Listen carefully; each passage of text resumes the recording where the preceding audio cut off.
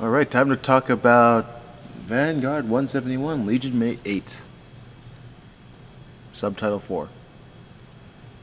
Paragraph 12? Sure, that'll work. Where, Kamui didn't act like a jerk like we thought he was going to. He actually, grew up. Shocker, but he actually has come a very long way. A lot of the cast has, actually.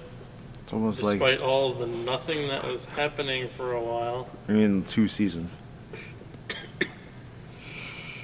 At any rate, Kai and company are beat the hell up and very depressed for obvious reasons.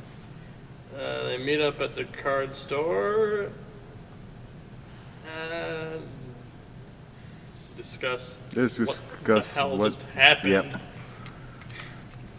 Discuss how they got their asses kicked and there wasn't anything they could do about it.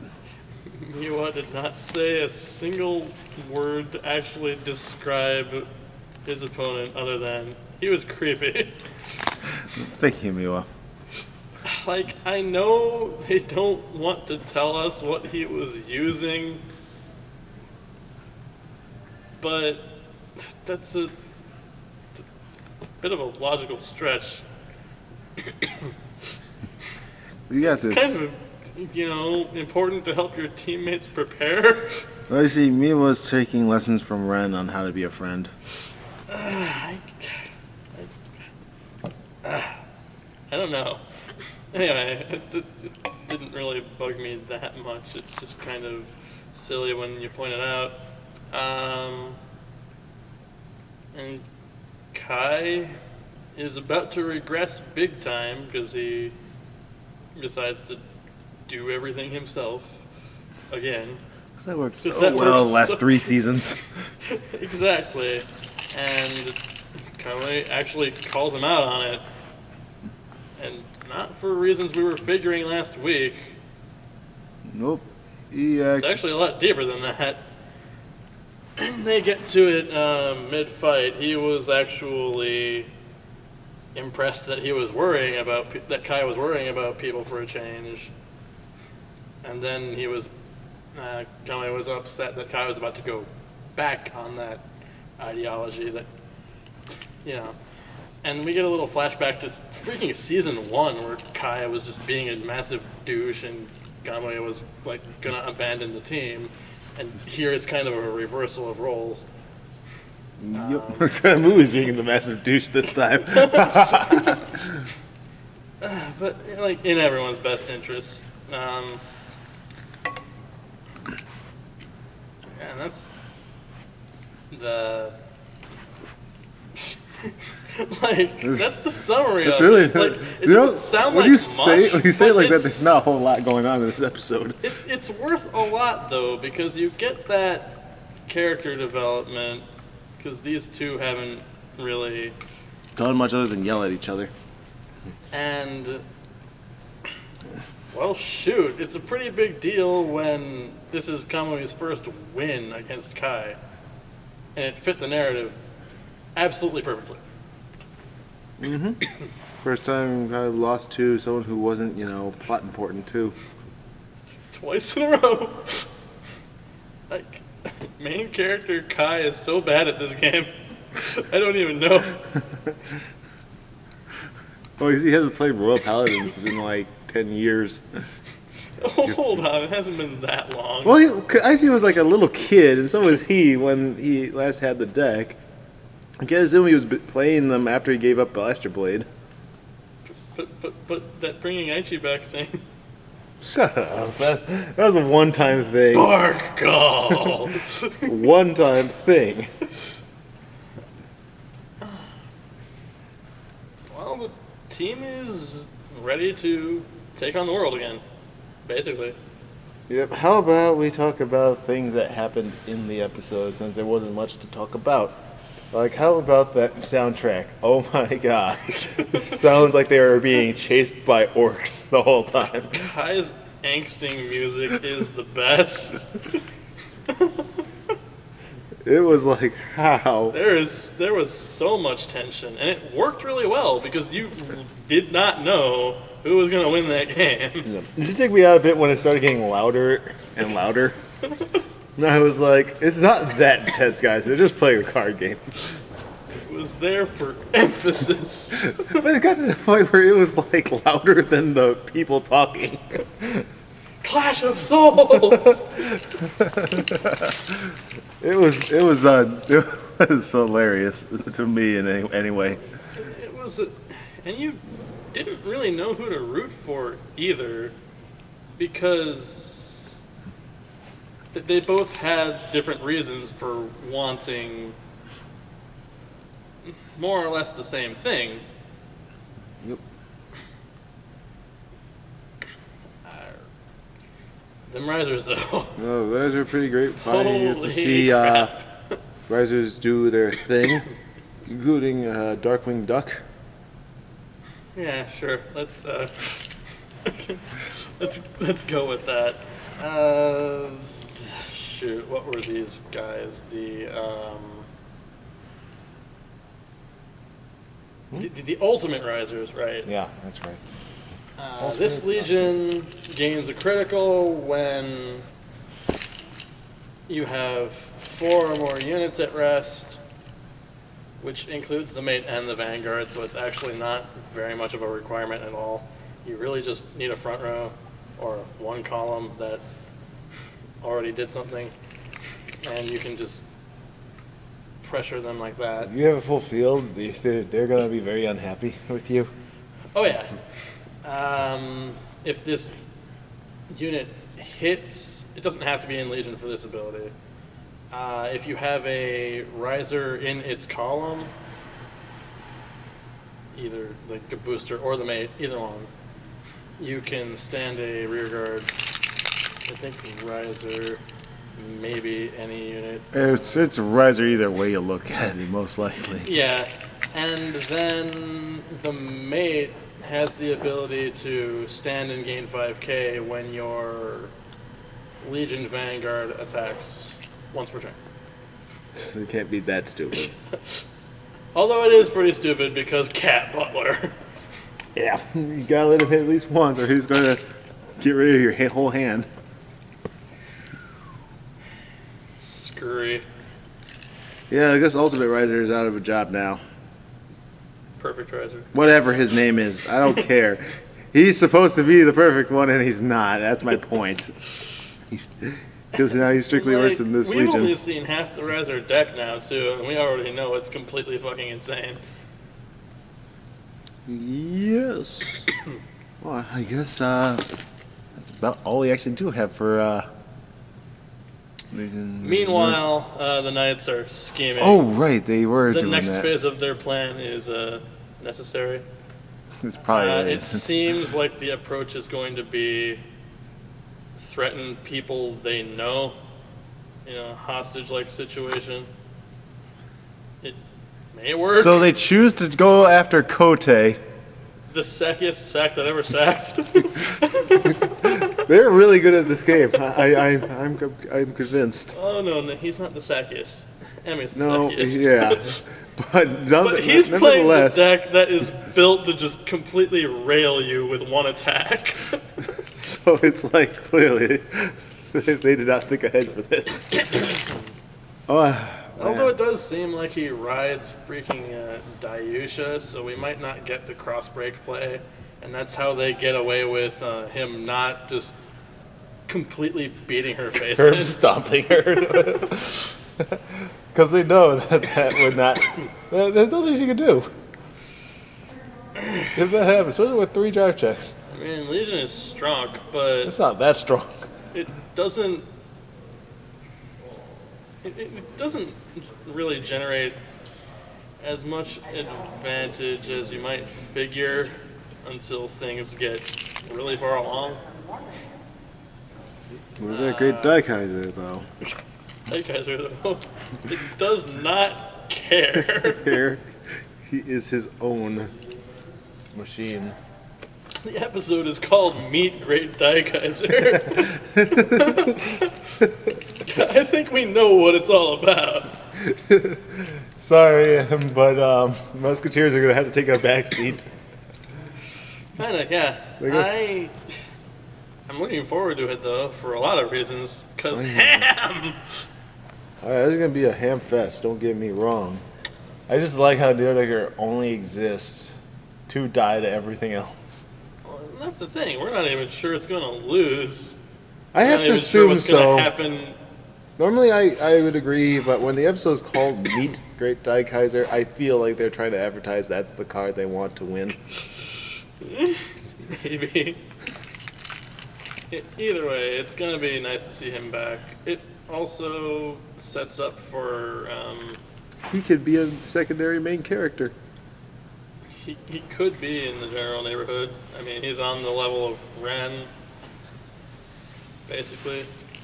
Which means Leon's probably going to be back very soon. Well, I guess he would because the ending said so. Now that Kozu's here, I'm willing to believe those bubbles are not lying. I don't know. Sometimes openings and endings just... I think so too, but then Kozu showed up, and I'm like, well, now everyone except for his rest of his team and Leon and his team have shown up so far. Everyone else has shown up. Ultra Rare is so on the bus. But they do show up. They show up on TVs, but they do show up. And that's that. Yes, now that's that. It's probably the best episode of the season so far. Yeah, despite how little we had to talk about it. So I guess we could just bring up Yu-Gi-Oh! Arc 5 and the 3 episodes that happened. Just to pad out this a little bit. Do we need to? Why not? Well, I actually haven't seen the third one yet. Monster. I guess we'll get to those at a different date then, if we can get him read up on it. But I can just give a brief analysis myself, if you don't mind. Some spoiler. Here, so, I believe we talked about the first episode. Yeah, we did. The next episode we brought up briefly in, I think, 171, actually, because Nate was nothing the episode. So in episode 3 happens. We get this guy. What was his name? The guy with the Yugi hair. It wasn't Yugi hair.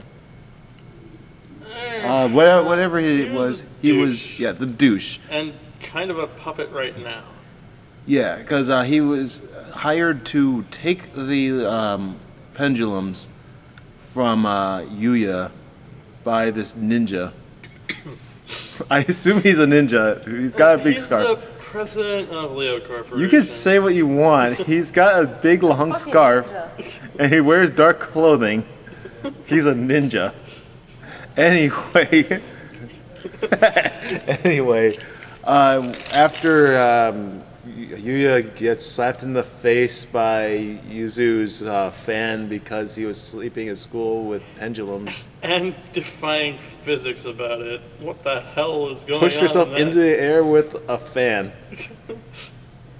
I don't even know how you do that. Wow.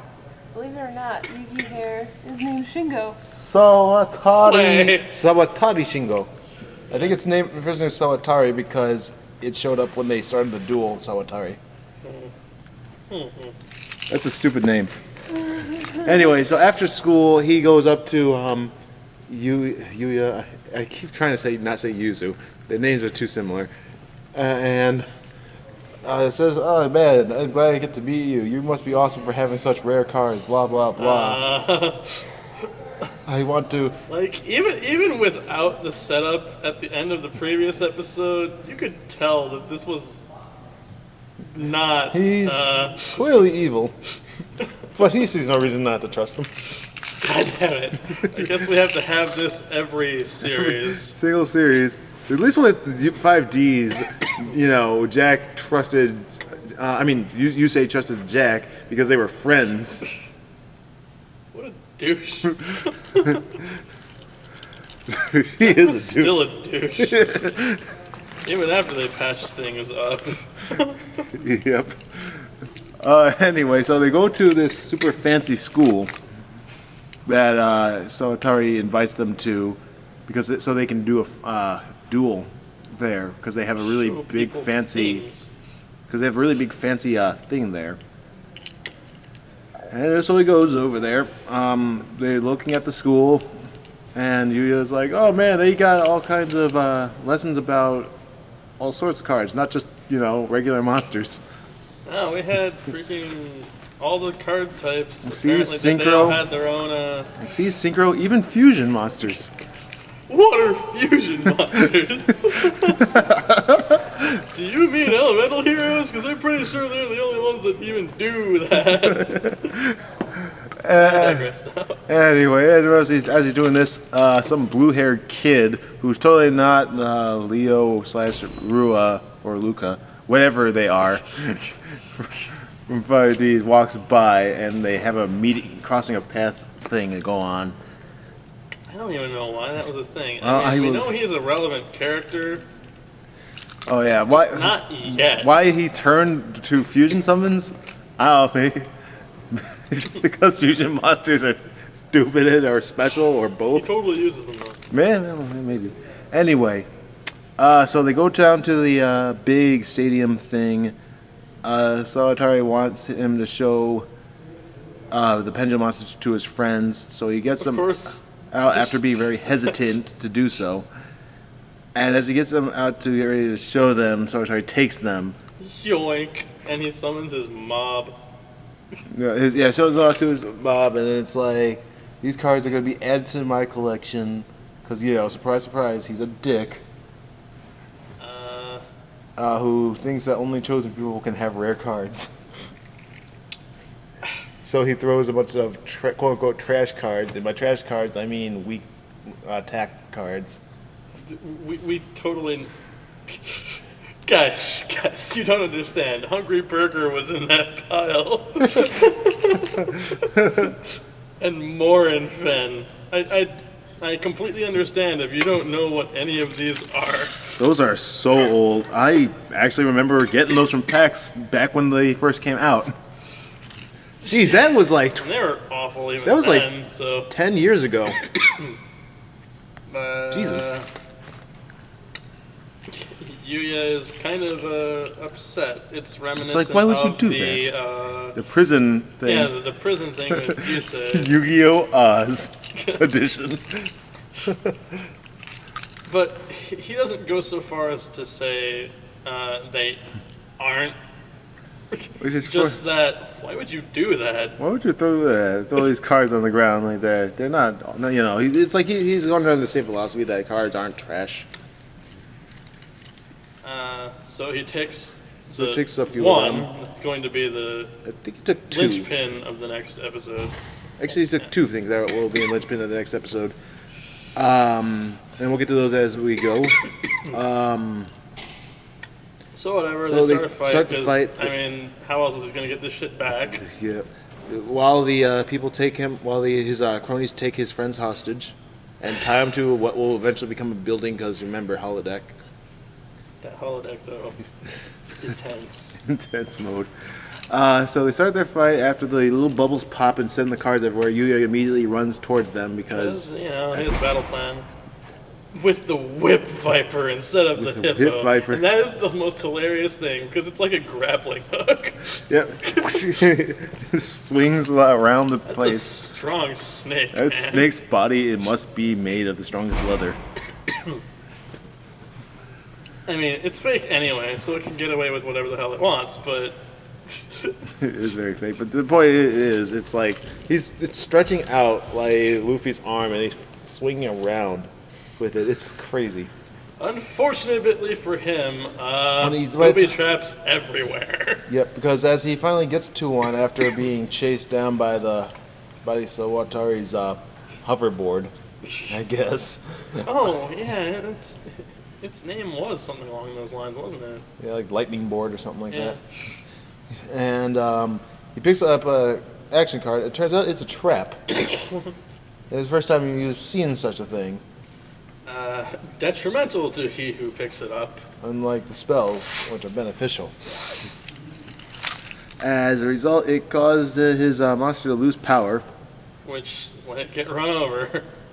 Yep, and then it had him basically careen into a wall because he jumped on top of a ball and mentioned that the tower that his friends are on is slowly falling over. This is super sadistic. Like, We're back to Shadow Realm territory from season 1. Just better hurry up and finish the duel or your friends die. douchebag. And he's not even the big bad or anything like that. He's just... He's just a dick.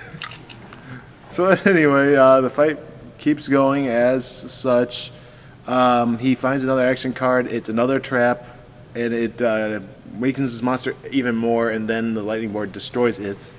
For massive damage, and then he summons one of the monsters from the junk pile. It's a water strider. yeah, And he uses it to, run away on the water. While Solitari, after being told earlier not to use the pendulum at the moment because he only had one in his hand, finally draws the other one. card he needs to get the other one. Yeah, the card to get the other one because he kills his hoverboard to Search for a monster with one level higher. Yeah, it's an interesting card. I don't know how much use it's Probably going to not get. going to be all that playable. Yeah, I mean, we have Transmodify. I was gonna say I don't know how much use it's gonna get, but it's there if you don't, have that card. If it's not completely changed by the time it gets released. Isn't that right? All of Yuzu's cards. So Yeah. Pendulum summon all of his dart monsters at once. Pendulum summons are the best. He was on some drugs, man.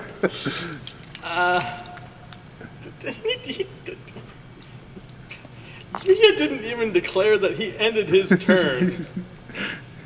He just did it. It's like, no way, someone else using pendulums but me. He didn't even think about it.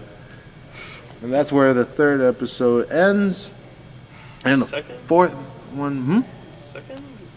No, third. Second one was the whole he's trying to use the right, yeah, pendulum and then he fails. Then the fourth episode continues the fight after he's like, oh my god, they're so good, guys. And then he proceeds to attempt to kill Yuya dead. I believe the Water Star had the ability of when he is attacked, he goes to defense mode and he negates one attack. Well, that is a thing. Yep, so he stops one attack, and then he gets blown up, and then he takes damage. And then, long story short, he ends up at 600 life points. Did the other little thing act as some sort of Karibo or Battle Fader or whatever? Because those are pretty popular in these shows. Which one? The other card you picked up? Yeah. No. It's a if you can't attack other monsters on the field while he's up, face up. So he makes a lock. Block lock. Yeah. Actually, he calls it something too in the show. He addresses it by name similar to that. But anyway, so that happens. He's feeling bad. He's feeling down. He feels like he can't do it. Then he has a flashback to his dad saying, "If you feel like crying, laugh instead." Oh, that another trance, is it? Yeah. Meanwhile, his friends are starting to fall off the building because it's tipping over. The fat kid's crying because somehow Yuzu is just ridiculously powerful. He's holding on to him with one hand. Bear in mind, at this point, the fat kid is literally off of the building. He's like he would be falling if Yuzu wasn't holding him. Jesus. And this is like a 20-story building too, so he'd be dead if Yuzu wasn't holding him. Remember, because the reality and virtual reality fuse in this show because, again, holodeck. So, long story short, he gets confidence to keep going, and he summons up Block Spider, who has 0 attack, and Solitari's a dick about it because, no attack equals garbage card. And he's like, that's what you think. I have this card called, I forgot what it was called, some kind of molding clay. Yeah, Mimi Clay. That's what it was called. And it lets you copy a monster's stats and skill on the field. Oh, another one of those. You say played a card like that. Merrick played a card like that. So long story short, he copies his spider. Yeah, to make it a block. Block. It's a cock block. He calls it block because they block spider, you see. Yeah. And yeah, so he can't be attacked anymore. And he puts 2 cards down and ends his turn. And he's like, this would be annoying if it were for the fact that I have this card that negates a monster effect. I mean, a card effect on the field. Whoa. So he negates the Clay's effect. Okay. Typical Yu-Gi-Oh fashion. Yeah. Oh wait, but that happened after he negated his pendulums. So he could draw more. Was it draw more cards? Was it? No, that was just to cancel out the Mimi's, but. Oh, it was just right. Negate your own 2 to do it. That's what it is. So first he negated his 2 spells on the field, 2 face-up spells on the field, which they are, to negate the Mimi Clay. I.e., really can only use with pendulums unless you have a lot of face-up spells. And then I would imagine you'd want to negate your own spells in many decks anyway. Yeah, so unless they had one-shot effects, but that would be weird for a continuous spell. long story short, I probably wouldn't use it unless you're trying to win the game right there.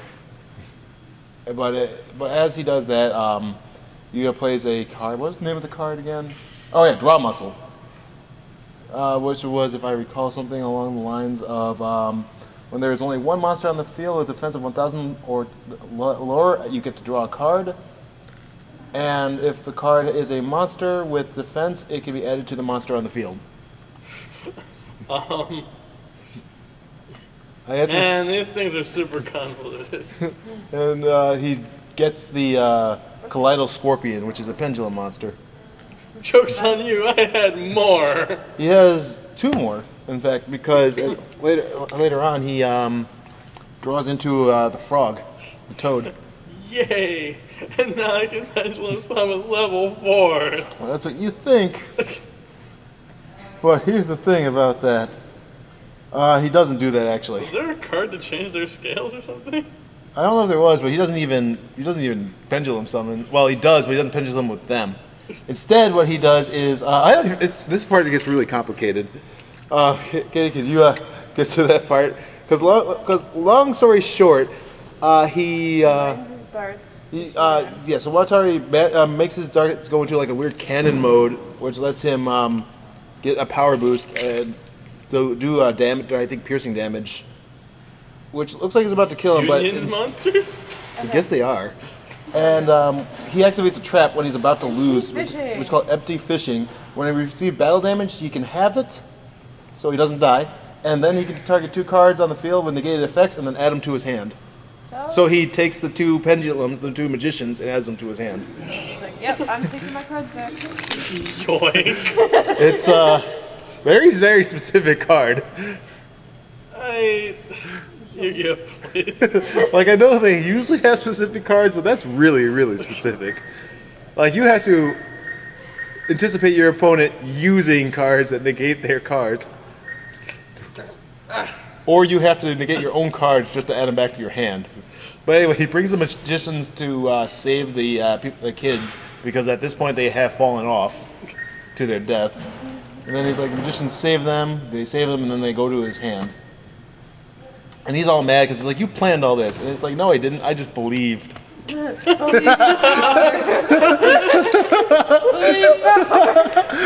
the biggest slap in the face, isn't it? Oh my god. How could he have planned this? He didn't even know you were going to jack his shit.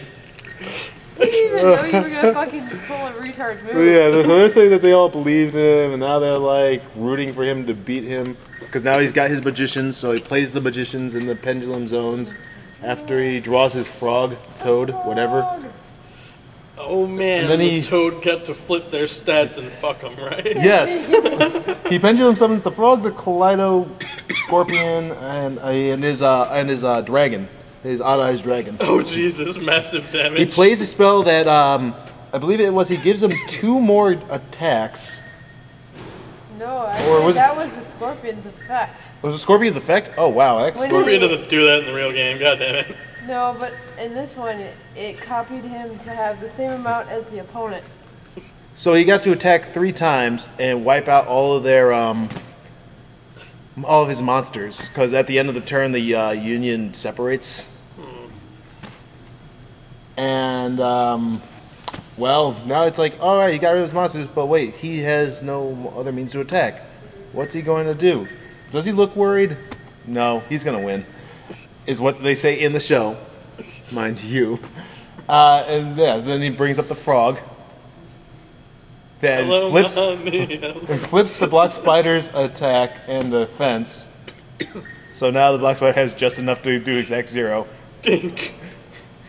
And beats him. Suicidal spider with fireworks, guys. So good. So good. So it ends. He's got his cards back. It all seems great. So Atari's like, you know what? Screw this. I'm just going to take them from you by force. So he's gonna. So him and his friends are gonna go and beat them up. But then a laser light flashes through and like knocks them all out. Yep. And you remember that blue-haired kid? Well, apparently he's a ninja or something, which also makes everyone's a ninja. Everyone is a freaking ninja. And it turns out he was a kid who was checking out the LDS school because he was considering joining, but then he was like, I'd rather not, because I think it'd be better if I were just your apprentice, because you were so interesting. I assume it's a boy. It's really hard to tell. He doesn't sound like one. The girls wear skirts in this show. I'm just saying because he's got eyelashes, you see. Yeah. And that usually says to me, girl, in this show. Point is, he ninjas them all unconscious. He makes sure to note it that he didn't kill them. What did he even? Stick, the lollipop stick. Yeah, use the lollipop stick to knock him unconscious. He was eating it the whole fucking time the duel was going on. He finished it that fucking fast. Best kid or best kid? I know, right? So now, gray-haired ninja is like, Yu-Gi-Oh! Is very interesting. Thank you. He just says his name, but I assume that's what he was referring to. And then it ends. Next episode is going to be, Kiri stalking episode? yeah, it's going to be a Kiri stalking episode. Because the blue-haired kid is going to be constantly pressuring him to be his teacher. Even going as far as stalking him into the bathroom. Oh, Why are you under his fucking desk, too? Well, whatever. Overall, it's a very big roller coaster, especially the first 4 episodes. I guess it's now for some time for some downtime, and that's what this episode is going to be. And they're setting up for the bigger rivalry. Yeah, it's almost like Yu-Gi-Oh! When it's not being Zeal knows how to run a show. I'm looking at you, Buddy Fight. Buddy Fight. Well, I guess that will be it for this episode of, double feature, back to back. About Vanguard 171, Legion of Mate 8, Subtext None, and Yu-Gi-Oh! Recap episodes 3 and 4. I think at this point we might even start doing, we might even start doing the episodes as their own thing. I think they're more interesting than the other shows we watch half the time. So it'll definitely last a long time. Yu-Gi-Oh! Does that. It tends to last like 4 years or something like that. So until next time, everyone. Wiggle, wiggle, wiggle, wiggle, wiggle. I have nothing else to say.